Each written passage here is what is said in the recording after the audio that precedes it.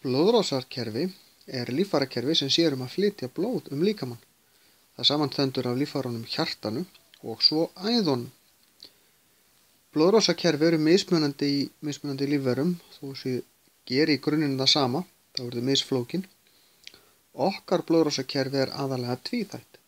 Það er að segja, það er langa hringrásin.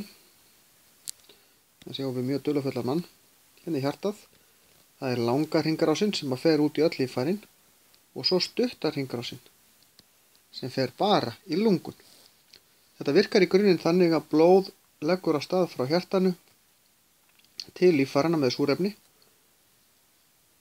Í líffærunum verður súrefnið eftir en blóðið tekur koltvísýring tilbaka, flytur það til hjartans og þar með það búið að fara í löngu hringrásina, fer yfir í þá stuttu sem flytur súrefnis snauða blóðið til hjartans, til lungnanna segju, þar sem að koltvísýringurinn fer út, súrefni kemur inn í staðinn og þessu er dælt aftur til hjartans og þá byrjar þetta upp á nýtt. Þar fyrir utan, þá flytur blóðið næringu líkamann og úrgangsefni, það flytur hormón og hjálpar til við að halda jöfnum hita á öllum líkamannum. Blóðrásarkerfi tekur þátt í ýmsu.